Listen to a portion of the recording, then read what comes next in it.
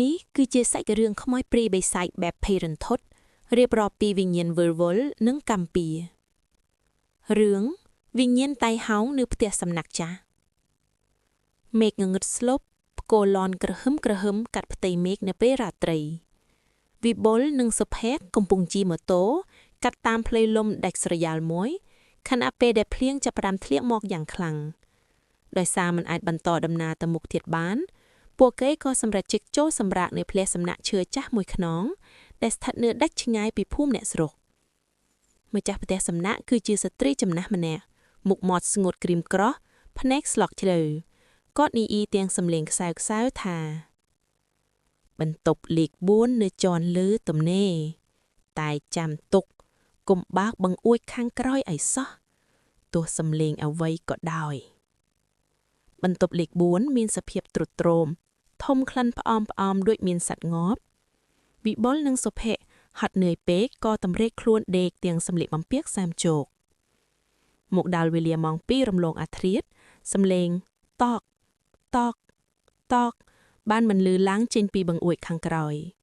វិបុលភ្ញាក់ព្រឺតគេព្យាយាមផ្ទៀងត្រចៀកស្ដាប់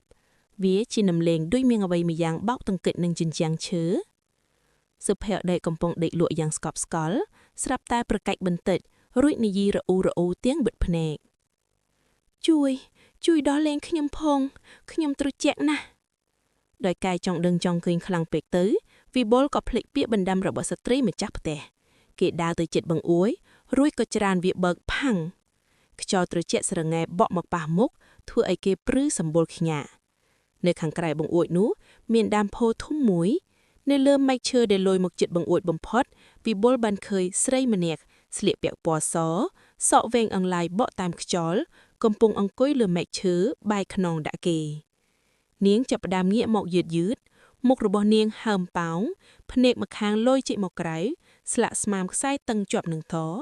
នាងគឺជាខ្មោចតៃហោងដែលបានចងកសម្លាប់ខ្លួននៅទីនោះកាលពីច្រើនឆ្នាំមុនខ្មោចស្រីនោះបានសើចកក្អែករួចហក់ចូលមកក្នុងបន្ទប់វិបុលភ័យខ្លាំងពេកចង់ស្រែកតែគ្មានសំឡេងគេព្យាយាមដាស់សុភ័ក្រប៉ុន្តែសុភ័ក្របែរជាបើកភ្នែកឡើងមកមានសភាពក្រហមច្រាលនិងនិយាយទៅកាន់វិបុលវិញថាឯងបើកបង្អួតឲ្យយើងចូលឥឡូវឯងត្រូវនៅទីនេះជំនួសយើងវិញ្ញាណតៃហោងនោះបានចូលសន្ធិដ្ឋក្នុងខ្លួនសុភ័ក្ររួចស្ទុះទៅច្របាច់កវិបុលយ៉ាងខ្លាំងវិបុលខំរើបំរាស់រហូតធ្លាក់ពីលើគ្រែប៉ះនឹងធ្នើបណ្ដាលឲ្យរូបថតចៅមួយធ្លាក់ចុះមកក្នុងរូបថតនោះគឺជាស្ត្រីម្ចាស់ផ្ទះសំណាក់កាលនៅក្មេងឈរជាមួយកូនស្រីម្នាក់ដែលមានមុខមាត់ដូចខ្មោចស្រីនោះបែបបិទវិបុលប្រមូលកម្លាំងចុងក្រោយស្រែកឲ្យម្ចាស់ផ្ទះសំណាក់ស្ត្រីចំណាស់រត់ឡើងមកទាំងញ័រជើងគាត់បានលុតជង្គង់យំនៅចំពោះកូនស្រីដែលនៅក្នុងខ្លួនសុភ័ក្រថាម៉ែសុំទោសបើម៉ែមិនបង្ខំកូនឲ្យរៀបការជាមួយអ្នកមានទេ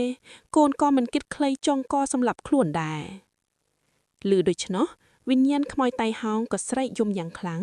រួចក៏ចាក់ចេញពីខ្លួនសុភ័ក្របាត់ស្រមោលទៅសុភ័ក្រដួលសន្លប់បាត់ស្មារតីចំណែកវិបុលអង្គុយដង្ហុកញ័រចន្ទន់ដួយកូនសត្វបញ្ចប់រឿងព្រឹកឡើងវិបុលនិងសុភ័ក្របានប្រញាប់ចាក់ចេញពីទីនោះពួកគេបានសន្យាថានឹងទៅធ្វើបុណ្យឧទ្ទិសកុសលឲ្យវិញ្ញាណខ្មោចស្រីនោះរឿងនេះបានបង្រៀនឲ្យដឹងថាវិញ្ញាណដែលស្លាប់ដោយក្តីអាឃាតនឹងមិនអាចទៅចាប់ជាតិបានឡើយបើមិនមានការអភ័យទោសនិងការរំដោះកម្ម